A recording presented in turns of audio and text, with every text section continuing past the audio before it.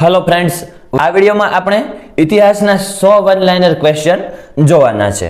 આ પ્રશ્નો ધોરણ 5 થી 10 ની જે સામાજિક વિજ્ઞાનની બુક છે તેમાંથી લીધેલા છે। એમ જાણો છો એમ આવનારી જે પરીક્ષાઓ છે એમાં ગુજરાત સરકારનું જે પાઠ્યપુસ્તક છે એનું મહત્વ ખૂબ જ વધી જશે, કારણ કે ગયેલી પરીક્ષાઓમાં આપણે જોયું કે વધારે પડતું આ પાઠ્યપુસ્તકોમાંથી પૂછાણું, તો આ સામાજિક વિજ્ઞાનમાંથી જ આપણે બધા ક્વેશ્ચનો તારવેલા છે। જે ધોરણ 5 થી 10 ની સામાજિક વિજ્ઞાનની બુક છે એમાંથી જ લીધેલા બેઠા બેઠા આ બધા ક્વેશ્ચનો છે। તો ચલો સ્ટાર્ટ કરીએ। સૌપ્રથમ છે શેરશાહ ઇતિહાસમાં કયા શાસક તરીકે પ્રખ્યાત હતો? તો સુધારક શાસક હતો। શેરશાહ સૂરી કે જે સુધારક શાસક તરીકે ઓળખાય, જે ગ્રાન્ડ ટ્રંક રોડ ને એ બધું આને નિર્માણ કર્યું, સારા સારા સુધારા કર્યા નવા નવા, એટલે આને સુધારક શાસક તરીકે ઓળખવામાં આવે છે। અકબરના દરબારના નવરત્નો, તો એ નવરત્નોમાં પ્રથમ છે ટોડરમલ, પછી નિષ્ણાત દિવાન, માનસિંહ દક્ષ સેનાના અધ્યક્ષ, માનસિંહ દક્ષ સેનાના અધ્યક્ષ હતા। અબુલ ફઝલ આઈને અકબરી જેમને લખેલી છે। તાનસેન સુપ્રસિદ્ધ ગાયક, જે મલ્હાર રાગ ને એ બધું જાણતા હતા। ત્યારબાદ છે મુલ્લા દોપિયા, પછી મહેશદાસ એટલે કે બિરબલ, બિરબલનું મૂળ નામ મહેશદાસ છે। પછી હકીમ હમામ, ફૈઝી અને અબ્દુલ રહીમ, આ અકબરના દરબારમાં નવરત્નો બિરાજતા હતા। બિરબલનું આખું નામ શું હતું? તો મહેશદાસ બિરબલ, એમનું નામ હતું મહેશદાસ બિરબલ। અબુલ ફઝલે લખેલા પુસ્તકો તો આઈને અકબરી અને અકબરનામા ખૂબ જ પ્રખ્યાત થયેલા પુસ્તકો છે અબુલ ફઝલના આ પુસ્તકો। મુઘલ સામ્રાજ્યમાં ન્યાયાધીશો કયા નામે ઓળખાતા હતા? તો કાઝી, એ વખતે જે ન્યાય આપવાનું કાર્ય હતું એ કાઝીનું હતું। શેરશાહ સૂરે એટલે કે સૂરી કોની મદદથી જમીન મહેસૂલનો કોઠો તૈયાર કર્યો હતો? તો ટોડરમલની મદદથી। કયા વેપારીએ મહારાણા પ્રતાપને આર્થિક મદદ કરી હતી? તો વીર ભામાશાહે, વીર ભામાશાહે મહારાણા પ્રતાપને આર્થિક મદદ કરી હતી। મુઘલ શાસકોમાં સૌથી વધારે પ્રતિભાશાળી શાસક કોણ હતો? તો અકબર। મુઘલમાં જો સૌથી વધારેમાં વધારે પ્રતિભાશાળી બધા શાસકોમાં જો ગણી શકીએ તો એ અકબર હતો। કયા મુઘલ બાદશાહના સમયમાં વિશેષ પ્રમાણમાં બાંધકામો થયા હતા? તો શાહજહાંના સમયમાં, તાજમહેલ ને એ બધું શાહજહાંના સમયમાં જ થયેલું। કયો મુઘલ બાદશાહ અરબી અને ફારસી ભાષાનો નિષ્ણાત હતો? તો ઔરંગઝેબ અરબી અને ફારસી ભાષાનો નિષ્ણાત હતો। કયા મુઘલ બાદશાહને ચિત્રકલા પ્રત્યે ભારે શોખ હતો? તો જહાંગીરને, જહાંગીરને ચિત્રકલા પ્રત્યે ખૂબ જ શોખ હતો। ત્યારબાદ જોઈએ કે કયા મુઘલ બાદશાહની યાદશક્તિ ગજબની હતી? તો ઔરંગઝેબની યાદશક્તિ ગજબની હતી। ઔરંગઝેબ એમ કહેવાય છે કુરાનની નકલો કરતો હતો અને ટોપીઓ સીવતો હતો, એમાંથી જે પૈસા આવે એનું પોતાનું જીવન ગુજરાન ચલાવતો હતો, એમાંથી રાજમાંથી એક પણ રૂપિયો લેતો ન હતો। કોના શાસન દરમિયાન મુઘલ શાસનનું પતન થયું? તો ઔરંગઝેબ, ઔરંગઝેબના શાસન દરમિયાન મુઘલ જે સામ્રાજ્ય હતું એનું પતન થયું। કોણે ઔરંગઝેબ સામે 25 વર્ષ સુધી સંઘર્ષ કર્યો હતો? તો વીર દુર્ગાદાસે 25 વર્ષ સુધી સંઘર્ષ કર્યો હતો। જહાંગીરના કયા શાહજાદાએ બંધ પોકાર્યું હતું? તો ખુસરુએ બંધ પોકાર્યું હતું। જહાંગીરનો અર્થ શું થાય છે? કે દુનિયા જીતનાર। રાજ્યની આબાદીનો પાયો ખેતી છે એવું કયો મુઘલ બાદશાહ માનતો હતો? તો શાહજહાં। જો મુઘલ બાદશાહોના દરેક પરીક્ષાઓમાં કંઈક ને કંઈક ક્વેશ્ચન તો આવતા જ રહેતા હોય છે, એટલે આપણું આ પાઠ્યપુસ્તકમાં એનો બધો સિલેબસમાં એમનો સમાવેશ છે, એ મુખ્ય કારણ છે। ત્યારબાદ જો કુરાન શરીફનો કયા મુઘલ બાદશાહે ઊંડો અભ્યાસ હતો? તો ઔરંગઝેબ। મેં હમણાં તમને કીધું એમ ઔરંગઝેબે ટોપીઓ સીવી અને કુરાનની નકલો કરીને જે એમાંથી પૈસા મળે એમાંથી જ પોતાનું જે જીવન ગુજરાન હોય, જે પોતાની જરૂરિયાત છે પૂરી કરતો હતો, રાજ્યમાંથી એ પૈસો લેતો નહોતો। ઔરંગઝેબ સામે મરાઠા ઉપરાંત કઈ પ્રજાએ બળવો કર્યો હતો? તો જાટ અને શીખ, શીખ પ્રજાએ તો ખૂબ જ પ્રતિકાર કર્યો હતો ઔરંગઝેબનો, ખૂબ એની સામે ટક્કર આપી હતી। દશેરાનો ઉત્સવ કયા રાજાના સમયમાં ઠાઠપાઠથી ઉજવવામાં આવતો હતો? તો જહાંગીરના સમયમાં। ઠાઠમાઠ નહીં, ઠાઠપાઠ આવે।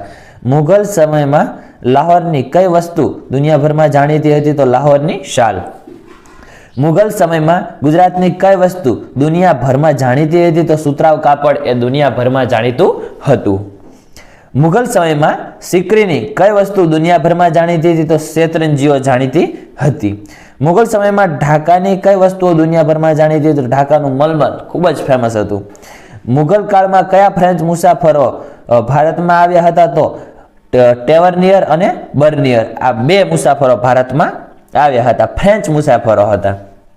જોધપુરના રાજાનું અવસાન થતા તેમના પુત્ર અને રાણીએ મુઘલોના ભય સામે રક્ષણ કોણે આપ્યું? તો જોધપુરના જે રાજા હતા એનું અવસાન થઈ ગયું. તેમના પુત્ર અને રાણીને મુગલોના ભય સામે રક્ષણ જો કોઈ આપ્યું તો વીર દુર્ગાદાસે. હમણાં આપણે જોયું કે બહુ લાંબા સમયગાળા સુધી ઔરંગઝેબને દુર્ગાદાસે ટક્કર આપેલી. કોના શાસન દરમિયાન મુગલ સામ્રાજ્યના પતનના બીજ રોપાયા? તો ઔરંગઝેબના સમયગાળા દરમિયાન. કટ્ટર એને જે નીતિઓ અપનાવી, જે હિન્દુ સમાજની ઉપર જે અત્યાચારો કર્યા, એના કારણે મુગલ સામ્રાજ્યના અંતના બીજ રોપાઈ ગયા હતા. હોકિન્સ અને સર ટોમસ રો ભારતમાં વેપારનો પરવાનો મેળવવા કયા મુગલ બાદશાહના સમયમાં આવ્યા હતા? તો જહાંગીરના સમયમાં ભારતમાં આવ્યા હતા. ભારતમાં મુગલ સમયમાં એક મણના કેટલા રતલ હતા? તો 55.5 રતલ હતા. શાહજહાએ જૂની દિલ્હી પાસે કયું નગર વસાવ્યું? તો શાહજહાબાદ એવું નગર વસાવ્યું હતું. આગ્રાનો તાજમહેલ કોણે બંધાવ્યો હતો? તો શાહજહાએ બંધાવ્યો હતો.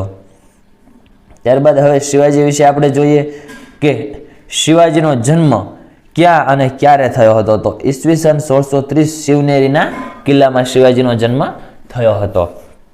મહારાષ્ટ્ર કોનું વતન હતું? તો મરાઠાઓનું. મહારાષ્ટ્રમાં જો કોઈ પ્રજા વસવાટ કરતી હોય તો એ મરાઠાઓ હતા. શિવાજીના પિતાનું નામ? તો શાહજી. શિવાજીના માતા જીજાબાઈ જીજાબા. શિવાજીના દાદા? તો ગુરુ કોંડદેવ. કઈ જાગીરમાં શિવાજીએ સ્વરાજના સ્વપ્નો સેવ્યા હતા? તો પૂનાની જાગીરમાં શિવાજીએ સ્વપ્નો સેવ્યા હતા. શિવાજીનો રાજ્યાભિષેક ક્યાં અને ક્યારે થયો? તો ઈસવીસન 1674માં રાયગઢમાં શિવાજીનો રાજ્યાભિષેક થયો. ત્યારબાદ જોઈએ ઓચિંતા છાપા મારવાની વ્યૂહરચના દ્વારા કોણ લડત કરતું હતું? તો વીર દુર્ગાદાસ. કે ઓચિંતો છાપા મારવાની વ્યૂહરચના હતી. શિવાજીને પણ આવી બધી અલગ અલગ ગેરીલા યુદ્ધ નીતિ, આવી બધી યુદ્ધ નીતિઓ જાણતા જ હતા. વૈષ્ણવ આચાર્ય વિઠ્ઠલનાથજી કયા શિષ્ય હિન્દી કાવ્યો લખ્યા હતા? તો રસખાને. જે વિઠ્ઠલનાથજીનો શિષ્ય હતો એને હિન્દી કાવ્યો રચ્યા હતા, એનું નામ રસખાન. સોમનાથ મંદિર ક્યાં આવેલું છે? તો ગીર સોમનાથમાં આવેલું છે. સોમનાથ મંદિર કયા પંથનું અત્યંત મહત્વનું મંદિર છે? તો શૈવ પંથનું. અને ગુજરાતમાં વૈષ્ણવ પંથનું જો મોટું મંદિર કહેવાય તો ભગવાન દ્વારકાધીશનું દ્વારકા. ભારતમાં કેટલા જ્યોતિર્લિંગ છે? તો 12 જ્યોતિર્લિંગ છે. એમાં ગુજરાતમાં આપણે જોઈએ તો સોમનાથ અને નાગેશ્વર એ 2 છે. દ્વારકાધીશનું માનસિર કઈ નદીના કિનારે છે? તો ગોમતી નદીના કિનારે છે.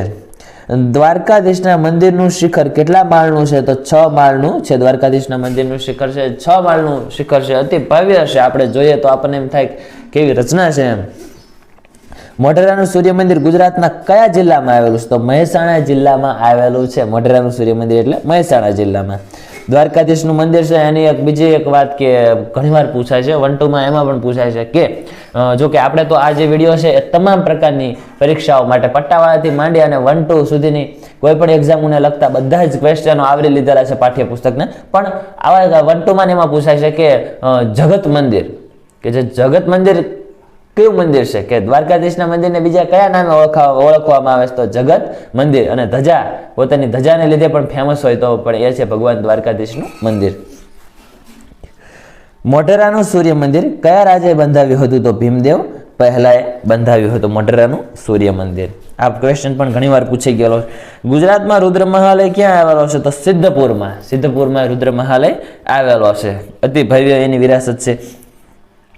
ત્યારબાદ જોઈએ રુદ્ર મહાલય બાંધવાની શરૂઆત કોણે કરી હતી? બાંધવાની શરૂઆત મૂળરાજ સોલંકીએ કરી હતી. રુદ્ર મહાલયનું બાંધકામ કોના દ્વારા પૂર્ણ થયું? તો સિદ્ધરાજ જયસિંહ દ્વારા. બાંધવાની શરૂઆત પૂછે તો મૂળરાજ સોલંકી, અને બાંધકામ કોના દ્વારા પૂર્ણ થયું? તો સિદ્ધરાજ જયસિંહ દ્વારા.